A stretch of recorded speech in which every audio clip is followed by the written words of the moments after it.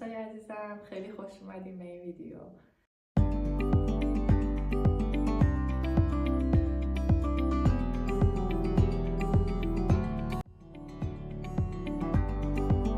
امروز میخوام باهاتون در مورد یکی از تجربه‌های جدیدی که داشتم صحبت بکنم که اون هم چیزی نیست جز وینتج مارکت.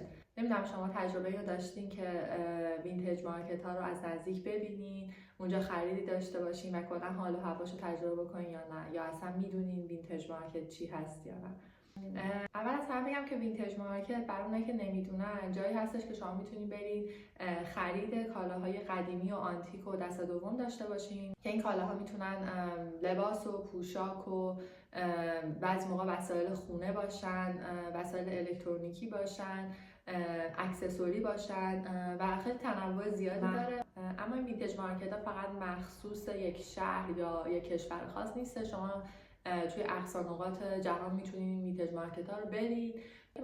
اما معروف‌ترینش تا اونجایی که من تحقیق کردم یک وینتج مارکت توی لندن هستش به اسم پورتوبلو راوند مارکت و که خیلی طرفدار زیادی هم داره. بعضا به عنوان یک جای دیدنی برای توریست ها هم محسوب میشه.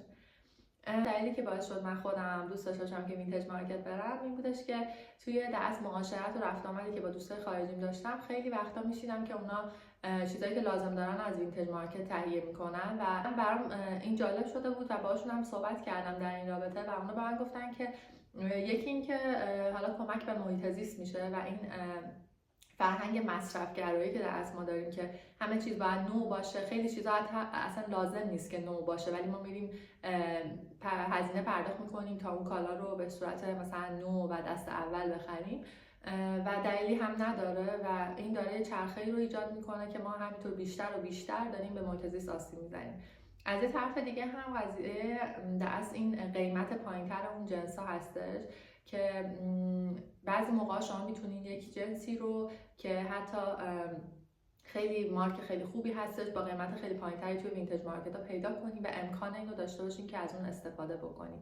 در اصل یه امکان بیشتری رو برای آدم فراهم میکنه.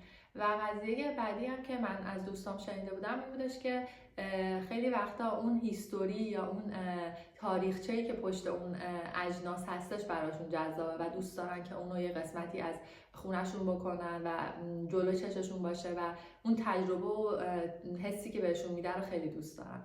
خلاصه همه اینا باعث شده بودش که من اومد ذهنم درگیری بشه که دوست دارم برم ببینم دقیقاً چه شکلیه و خودم هم تجربه بکنم. و اینکه حالا من جایی که رفتم رو براتون میذارم. همه وینتج مارکت ها این شکلی نیستش که مثلا همه مدل کالای شما ببینید. بعضیاشون فقط روی مثلا وسایل خونه هستن، بعضیاشون وسایل خونه و اکسسوری و همه اینا رو دارن و میتونید بر حسب علاقه‌ای که دارید حالا انتخاب کنید که کجا رو برید. اما برای من اینطوری بودش که من سرچ کردم و توی چند تا از ویدیوها هم دیده بودم که یک جایی وجود داره در برلین به اسم هومانا که در از شعبه‌های مختلفی هم داره و من تازه متوجه شدم که این شعبه فقط تو برلین نیستش و توی یه سری شهرهای دیگه آلمان هم شعبه دارن. بعد و تصمیم گرفتم که اونجا رو برم که حالا تبلیغش رو دیده بودم جاهای مختلف و شنیده بودم از دوستان. بعد تجربه که من داشتم این بود که من با این دید رفتم که اونجا میرم و یه سری مثلا اجناس آنتیک میبینم و خیلی مثلا منو پرت میکنه تو تاریخ و اینا، ولی واقعیت اینه که این نبود. اونجایی که من رفتم فقط پوشاک بودش و یه سری اکسسوری. بعد ولی خب جذاب بود از این جهت که خیلی تنوع زیاد بود. شما مثلا وقتی میخواین برین یه برند خاصی لباس بخرین خب همه استایل های اون برند مشخصه و از این طرف مقایسه هم نمیتونین بکنین. درسته توی مثلا خرید آنلاین شما این امکان مقایسه دارین ولی معمولا وقتی که وارد یه مغازه میشین که برای یه برند خاصه فقط همون اون برنده دیگه.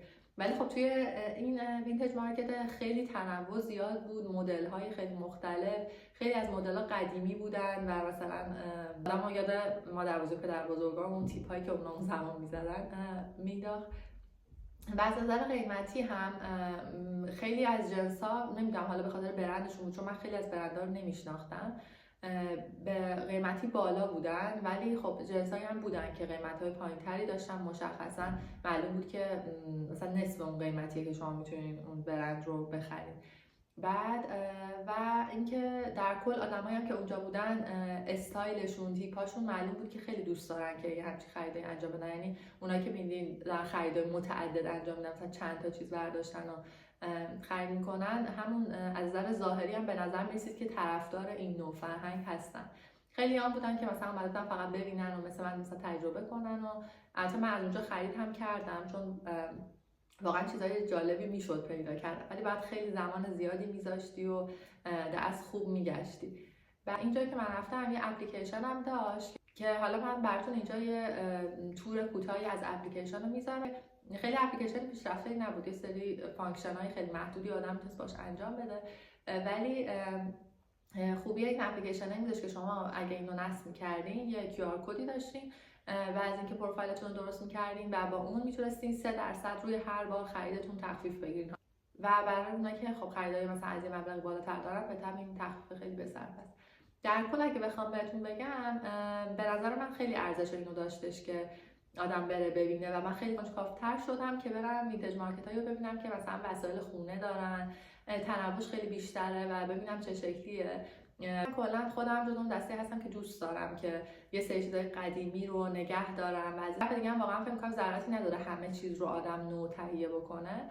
بر همین فکر می‌کنم که برام جذاب باشه که برم جای مختلف رو ببینم و همین تجربه ارتباطی که با آدما میگیری، بعضیاشون برات توضیح میدن مثلا چه تاریخچه‌ای پشتش هست و اینا، برای من خیلی جذاب. خیلی خوشحال میشم که شما هم تجربه داشتین از وینتج مارکتی، حالا توی کشورهای مختلف اگه رفتین یا حتی توی همین برلین یا آلمان اگه جایی رفتید با هم شیر بکنید. نظری در مورد این از فرهنگ خرید کالاهای دست دوم دارین، خوشحال میشم که با هم به اشتراک بذارین. ممنونم که تا اینجای ویدیو همراه من بودین.